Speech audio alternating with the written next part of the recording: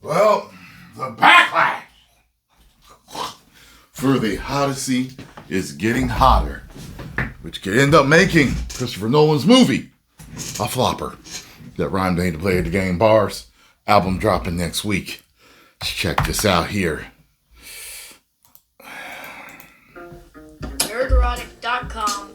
Greetings, you over 1 million practitioners of common sense and the 40% who haven't subscribed yet. The Odyssey Backlash is fired up again, not that it ever really went away, due to the fact that they just released its final trailer on YouTube and it's been ratioed into oblivion. Something we have never seen with a Nolan film. It appears as if it's above 500,000 now. Yeah. And I saw that, I think, late yesterday, earlier today, people were talking about it, so. It's bad enough when it was almost ratio, but this thing has hit catastrophic levels. And as predicted, it's broke containment and become a pop culture punching bag from multiple sides and created, let's just say, a lot of conversations and has a lot of people asking one single question that we'll get to shortly. Part of what we do here in this silly, inexplicable, yet wonderful gig, and that's thanks to you, is pattern recognition. Learned through research, experience, and good old-fashioned paying attention. For example, it was pretty easy. Yeah, it's kind of funny, like, people will jump all over us for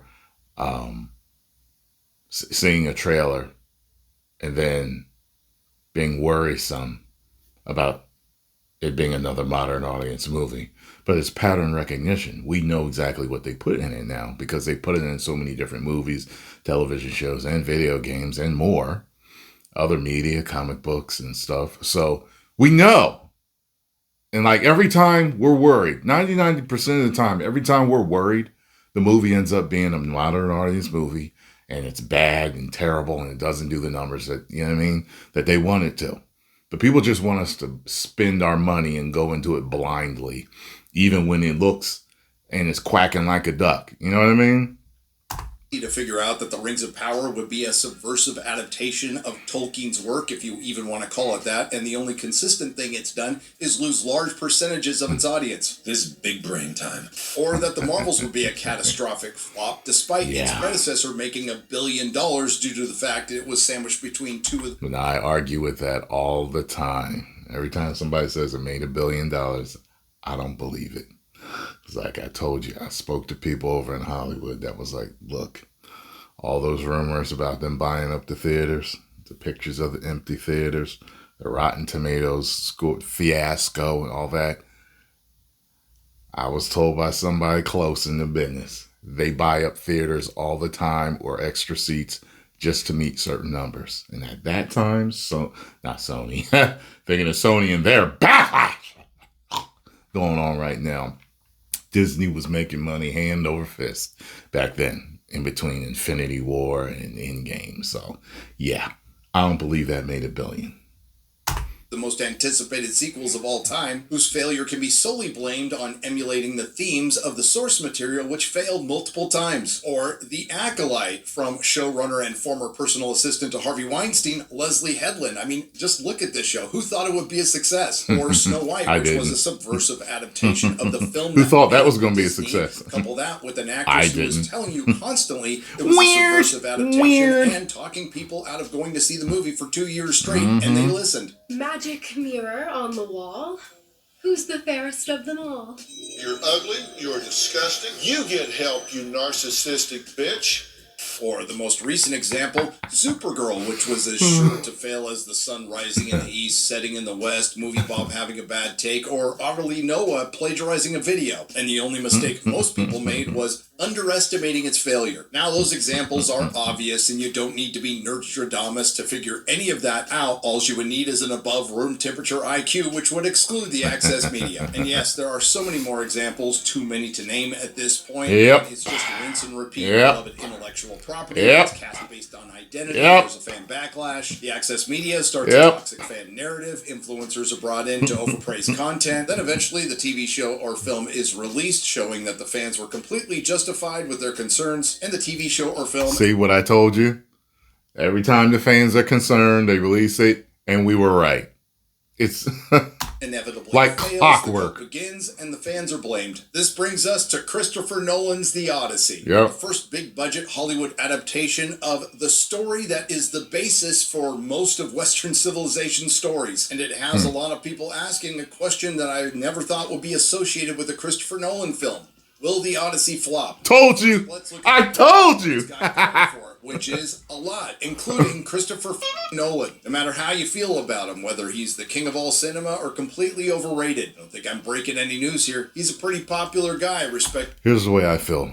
I know people that work for the machine, that are in the Hollywood machine, and I've come to the conclusion, depends on what level they're at, but I think that anyone can, almost anyone can be seduced by the woke side. And, you got to remember, like, a lot of times you're like, they would never do that. They used to say that about Nolan. He would never make a movie like that. And then he did. So it's like, you don't know who they're working for. You don't know what contracts they've signed, what deals they have to do, what deals they might not be able to pull out of, or be sued. You don't know what they have going on. You have no idea. They may have debts to pay, multi-million-dollar compounds they live in, and if they don't keep making the movies that their bosses tell them to make, then they lose all of that. They've got children in schools that need tuitions paid, and wives and family members and everything that you don't know. You do not know them personally. So you never know. You never know who's going to go to that side. So he did it. And everyone knows now. And the word is spreading like wildfire. So we'll see if it's a hit or not. I mean, in and outside of the industry, he is the single most popular director with the single most ardent, loud, passionate fan base that dwarfs any other. Just look at how many films he has in the IMDb Top 100, which is voted for by fans, which he has a lot of, including the abysmal Dark Knight Rises at 60, above films like Avengers Infinity War, The Shining, and Raiders of the Lost Ark. Christopher Nolan's films have generated over $6 billion at the box office, I figured it would have been James Cameron, just because. Now, James Cameron doesn't have like a feverish fandom, you know what I mean? Like Nolan does. Nolan has a real, big fan. The two fan bases I hear about the most are Snyder's fan base and Nolan's fan base. But as far as just a guy putting up numbers that can't be stopped, whether he makes something with woke elements in it or not, is James Cameron. He don't miss. You know what I'm saying? And it's if I were a producer and I had to make $1 billion movie, if I knew I wouldn't get my money back if it failed, or if I just had to pick one, just it was my only shot to make money, I'm picking James Cameron. Period. Including the Dark Knight series, which is an average of $520 million per film worldwide. Now, if you exclude the Dark Knight series, his 9 other films have generated $3.7 billion at the box office, with an average of $418 million per film, which were brought down by Tenet, which, despite being a movie that nobody could understand either the plot or what anybody was saying, still brought in a lot of money, considering that most of the theaters were closed due to a cold. The Odyssey's estimated opening weekend domestically is between 80 and 100 million, and somewhere between 200 to 230 million dollars worldwide, which could be a low estimate. And aside from some very questionable and controversial casting that we will get to shortly, it still has star power, and it's something we don't see a lot these days. The Hollywood epic, directed by Hollywood's biggest director. On top of that, it's widely considered the year's most anticipated film. Then there are the cons. What's going against this film? The way I am. Yeah, I know if I think like this, a lot of people think like this, but does the majority of people think like this? I don't know. I can't be drawn to a movie just because a particular actor's in it or actors. Like if it doesn't look good to me, like I could be like, oh man, hey, Tom Holland's in it, Matt Damon's in it, I like him, Ben Affleck's in it, hey, The Rock's in it, Kevin Hart's in it. Wow, it's just so star-studded. But damn, this don't look good to me. Like if it doesn't, the trailers don't look good, I'm not going to see it. You see what I'm saying? That's how I am. But because of what I do, I go to review them. But if something really pushes me away, like these trailers have pushed me away, I'm just like, I'm not going to see it. I'm tired. I'm just tired of all this going on. But you can't, casting a star can't get me to go. You know what I'm saying? Even if you tell me it's a director that I like several directors: James Cameron, Zack Snyder, Christopher Nolan, Michael Bay. I like a lot of different directors out there. Tarantino's hit or miss for me. Martin Scorsese, I really like him. But I've named a few names. Just because they're directing doesn't mean I'm gonna go. The trailers have got to pull me in. That's what works for me. Well, it turns out more than I thought. Let's start with the easy one, historical accuracy. And yes, this is a mythological tale, but Christopher Nolan isn't setting this 3,000 years in the future where you could probably play with it as much as you want. This is the Odyssey set at a specific time that's from a specific country of origin. With apologies to my history brothers out there, unfortunately, the historical accuracy of things like armor or vernacular is something that nobody's going to give a shit about. I mean, I do, but they won't. But what it does show is a red flag to how Chris Nolan is going to approach the adaptation, which might be heavily based on Emily Wilson's modern translation, where she set out to strip away English versions of... Yeah, I don't think the normies are going to care too much about the vernacular or the armor. More so like the armor. I don't think they're going to care. I think they could be thrown off by the vernacular, like even I was, and I'm not a guy that looks for that. My dad, I was like, huh? Okay. People were talking about that. So, yeah. Poem that have been shaped by male translators who often filtered Homer's Greek through Victorian, Edwardian, or mid-20th century assumptions about gender, class, and morality. Assumptions. Wilson approached the text with a different aim. Fidelity not to translation, but to the language itself. Translation of that, Emily Wilson set out to put in her feminist assumptions. So she looks quite stern. He said he's using multiple translations and... That's the look the teacher gives you when you're acting up. She tells you to shut up. That's a scary look right there, boy.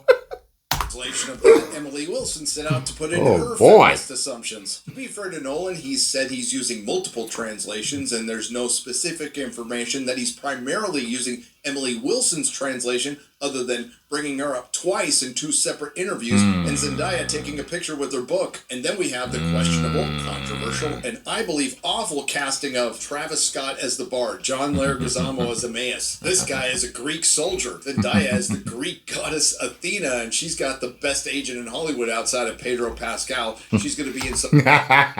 Hey, listen, John Leguizamo being in there, playing somebody Greek, is that what he's doing? Because I know he ain't talking the way he was talking about having more Hispanic representation. It's like, bruh, you took a Greek person's spot. What are you talking about? Some of the biggest blockbusters of the year, and 2 of them are coming out in successive weeks. And the rest of the casting has to be bad when people are overlooking Zendaya playing the Greek goddess Athena. As everyone knows now, Lupita Nyong'o playing Helen of Troy, and her twin sister, who isn't a twin sister in the poem, Clytemnestra. Now, I can see Lupita Nyong'o being the face that launched 1,000 ships because it didn't match her Greek Tinder profile. And the worst casting choice outside of Black Snape, Paige. And we have found out who is is playing. Not Achilles, but Sinon, the son of Aeschylus, who is a Greek spy who convinces the Trojans that he has deserted the Greek army. Now, to possibly be too fair to Nolan, he has been known to cast actors he has worked with before, but do you really think he hired Elliot Page based on its prodigious acting skill? You could call this an unforced error. I would call it a deliberate decision by Nolan that's led directly to the backlash he's getting online. And I think that all of these casting decisions were calculated. Were deliberate. that catastrophic ratio. How catastrophic? Well, the Odyssey trailer that was released 4 days ago is currently sitting on YouTube with 61,000 upvotes to 460,000 downvotes, which puts it well above the Harry Potter Black Snake trailer, close to the Rings of Power Season 1 trailer, but still well below Snow White's trailer. As you know, this isn't just any film, it's a freaking forgot about that. In contrast, the Odyssey trailer that was released 6 months ago at... So I'm trying to think. Let me see. What did he just go through? Yeah, I hear that the Lord of the Rings numbers were horrible, or not what they wanted them to be. And we had, let me see, I'm gonna go back here. Snow White, Snow White failed. That's not out yet. It's possibly going to fail. Yeah. And upvotes to 460,000 downvotes, which puts it well above the Harry Potter Black Snake trailer, close to the Rings of Power Season 1 trailer, but still well below Snow White's trailer. But as you know, this isn't just any film, it's a freaking Nolan movie. In contrast, the Odyssey trailer that was released 6 months ago at time of recording is at 618,000 upvotes to 131,000 downvotes, most of which probably came recently. And what's missing from that initial trailer? You guessed it, Lupita Nyong'o and Elliot Page. Hello, I'm now joined by Elliot Page. Welcome. Thank you so much. Yeah, I no longer, like I said, look, man, any movies that are coming out, I'm always got a side eye ready, just in case. Because no telling who they got to and who's going to end up making a modern audience movie. So I hardly trust anybody, no matter who it is. You look very good. As do you.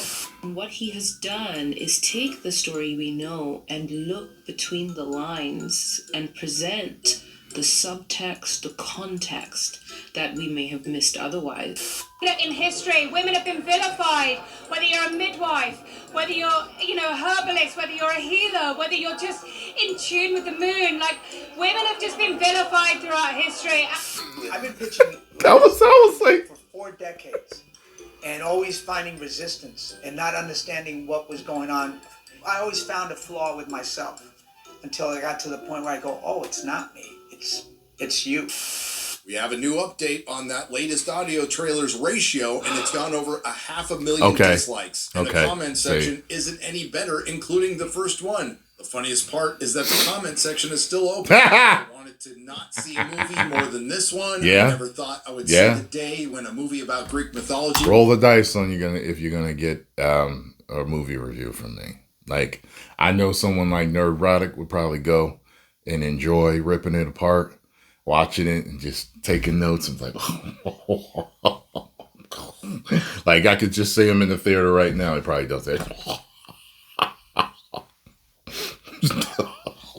You know what I mean? But I don't have the strength. I don't. would come out and I wouldn't want to see it. This makes Meet the Spartans look like a documentary. The face that emptied 1,000 seats. The good old came for the ratio and stayed for the comments. I scrolled for a while and I couldn't find a single positive comment other than a lot of people complimenting Universal for leaving the comment section open. Something they didn't do on X when they shut down the replies for this post. Now it has to be mentioned that the dislike extension on Chrome, Brave, and others are an aggregate. So you'll have to consider that it's the people who want to dislike things and want to see these dislikes are going to add that extension. But on the other side of that, removing the dislikes was one of the most unpopular things YouTube has ever done. And that's saying something. And I will tell you this. I've pulled up my own videos for the likes, the dislikes, and checked it out on, with the extension. And it's fairly accurate. So just know that it's fairly accurate. So whatever number you're seeing, it's definitely close to that ballpark. Good news is the press hasn't been bad for the Odyssey outside of Lupita Nyong'o, who received a Master of Fine Arts from the Yale School of Drama, admitting that she had never heard of the Odyssey. When you read the Iliad and the Odyssey, very little time is spent in the perspective of the women. Right. Right? It's told from a very masculine side of things. Like I said, it's nowhere near as bad as Rachel Zegler or Millie Alcock. A few moments later. It appears I spoke too soon. I'll be like, so Homer, how do you feel about this screen time given to these women, considering how little All the talking points with them? Okay. Shut up, bitch! Some people be like, they're all in it. They're all in Rachel it. Zegler. People wonder why I call them adult pretenders, and it completely backs up what Sir Anthony Hopkins said. Actors are pretty stupid, including himself. Nobody thinks you're stupid, Sir Anthony Hopkins, you sobriety legend. But he also backs up what Truman Capote said about actors, which was the best actors are dumb. Marlon Brando is an absolutely marvelous actor. He has an incredible instinct. He's got such extraordinary taste and judgment on the whole. But, he's so dumb it makes your skin crawl. Based on that. Wow, I did not know that was said about him. I heard some real freaky stuff said about him and Richard Pryor and some other stuff. You'll have to look that up yourself. But it's one of those things where I think Candace Owens, she may have been talking to LeBron about shut up and dribble type of thing. It's like different people have these different talents and abilities. And sometimes you're really good at one thing or maybe a couple of things. But however, this over here, you should stay away from and not say anything about. And that's what certain actors, certain people in the public eye end up doing. And it doesn't work out well for them. You see what I'm saying? So, yeah.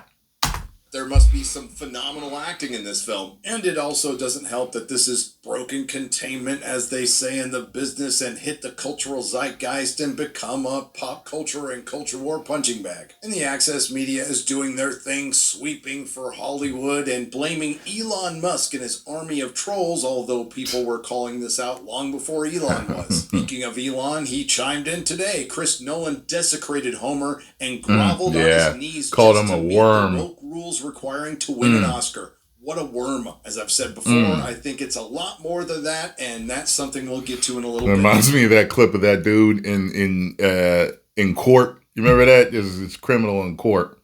He keeps calling the judge a maggot. You maggot! You maggot! That's what that reminds me of. I'm calling him a worm. Thank God we have the completely unbiased access media here to explain everything to all the plebs, like the Huffington Post, every major controversy surrounding Christopher Nolan's The Odyssey. From casting choices to historical inaccuracies, the star-studded film has caused widespread uproar. Controversy. Magazine, the new Odyssey movie is sparking a right-wing backlash. This female scholar knows it well. Emily Wilson's 2017 translation of Homer's epic, the first by a woman, was called a woke abomination by online reactionaries. Christopher Nolan's film is facing similar critiques, probably because it's partially based on it. How about the completely neutral and citadel of journalism, The Atlantic? The absurd misunderstanding fueling the debate over The Odyssey. Elon Musk's outrage at Christopher Nolan says more about today's myopic notion of identity than it does about classical antiquity. And finally, there's the BBC. Why The Odyssey has... BBC, man! Who does the good old pretending not to understand things so they don't have to directly engage with the argument. After all, The Odyssey is based on Homer's ancient poem about warriors and kings, gods, and monsters. What is there for anyone to grouse about? Now, I don't think the access media is this stupid, but let's play their little game. Both the access media and Hollywood have an obsession with identity. So much so that they're forcing casting decisions in known stories that don't make any sense. Right. It's not the casting decisions themselves, although those are bad enough. It's more importantly the motivation behind it. Just like with Black Snape, these aren't casting decisions based on creativity or even merit. They're based on activism. And occasionally one of their lot says the quiet part out loud, like Stephen Moffat with Doctor Who, concerning putting people of color in the past where they might not necessarily have been. Stephen says, it is bending history slightly, but in a progressive and useful way. And don't you find it strange that an industry obsessed with identity is completely ignoring the identity of the Odyssey's country of origin, Greece? But then they'll come back with, Exactly. It shouldn't really matter. It's just a fictional story. Well, if it doesn't matter, then why change it at all? Exactly. And if it doesn't matter, I will take you to Black Twitter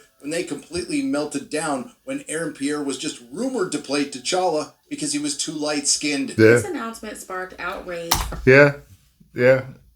Because he doesn't look like Black Panther. That's the reason why. Black Panther tends to be, every time I've seen him, he's brown skin with brown eyes.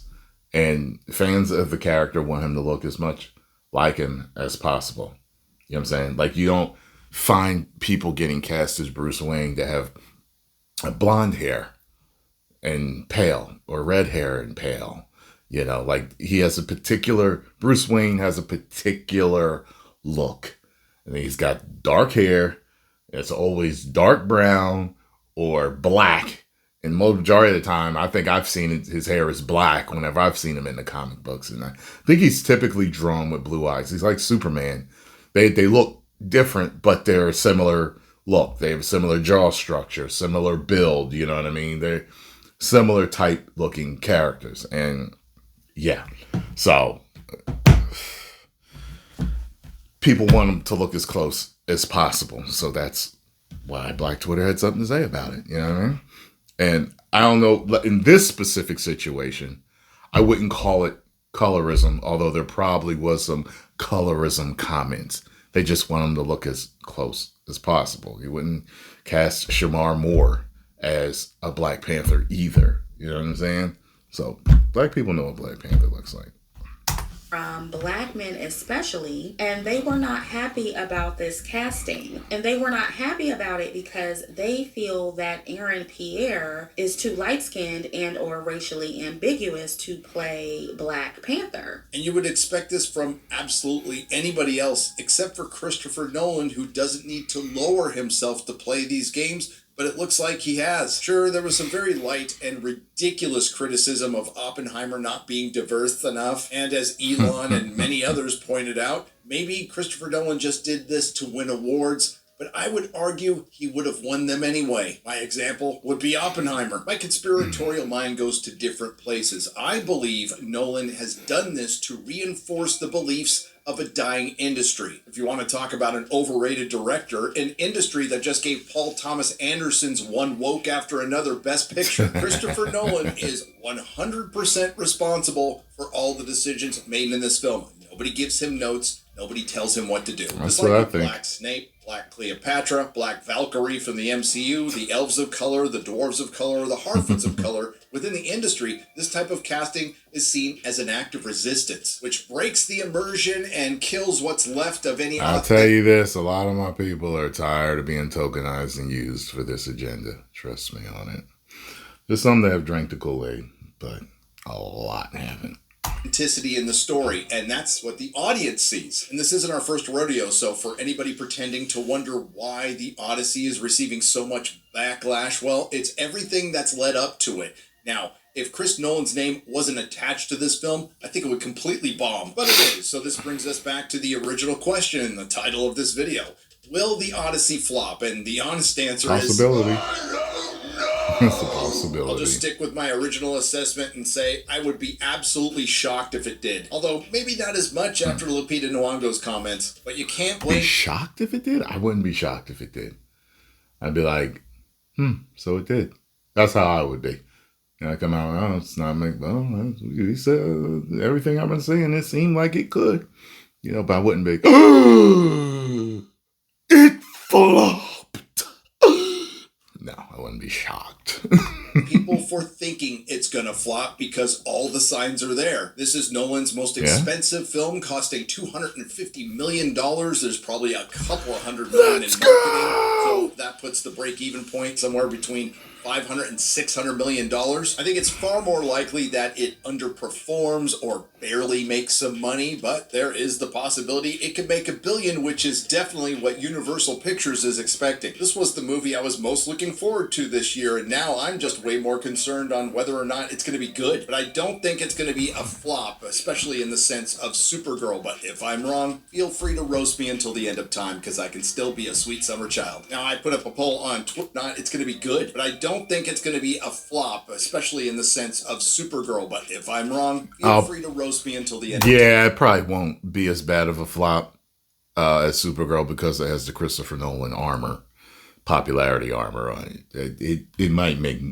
do better than that, but we'll see. Because I can still be a sweet summer child. Now, I put up a poll on Twitter that's purely anecdotal. Oh, there has to be a lot of things. Here's it. All right, look. I think I gave a maybe option on my my poll. Let me find it for y'all real quick here, because I know the majority of the people that voted on mine said that they did believe it would flop. Damn it, where is it at? Let me see. Do you think Sony? Let's see here. Will the Odyssey flop? 52% say yes, 23% say no, and 25% say maybe. Here's the funny thing. If you added the 25 to the 52, me and him relatively had the same, because those people are undecided. If you give people yes and no for this movie, what are they most likely to comment? I mean, to pick. Would they pick no or yes? Ooh, it's up to you. But yeah, so very interesting. But same thing with mine. Most said it'll flop, so we'll see what happens.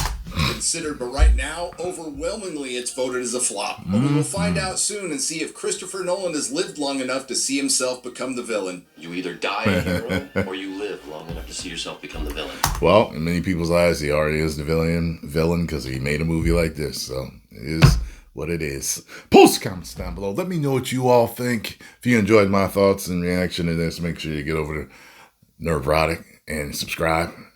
And make sure you hit the like button, subscribe, and share with a friend. My stuff. 10 million subscribers.